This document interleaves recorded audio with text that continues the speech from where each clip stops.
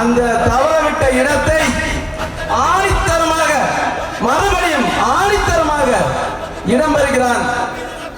இந்த கதை யாரையும் மையப்படுத்தி எங்கோ இணைத்து நான் கூறவில்லை. நம்முடைய கருப்பொருள் உழைப்பு.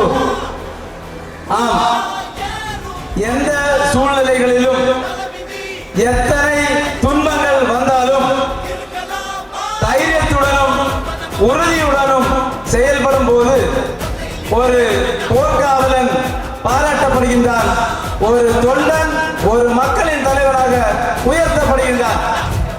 அத்தகைய சவால்களையும் எதிர்கொள்ளும் ஆளுமை, கடுகளவும் ஓய்வின்றி உழைக்கும் அளப்பரிய ஆற்றல், களத்தை கட்டமைக்கும் பேராண்மை, துன்பம் தரும் துயரங்களை துச்சமென தாண்டும் உறுதி, கட்டாந்தரையாக கிடந்த இந்த பகுதியை சிலை என சிதுக்கிய சிற்பி, இத்தரையில் இருக்கும் விரிப்பும் இவர் வியர்வை அறியும்.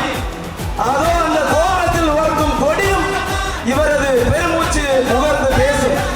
அனைத்து வணிகர்களின் பேராதரவை பெற்று ஒற்றுமையின் தலைமைத்துவம் கொண்டு இக்குமரியில் இதுவரை எந்த வணிக பேர் இயக்கமும் கண்டுகாத மாபெரும் மாபெரும் பொதுக்கூட்டம்.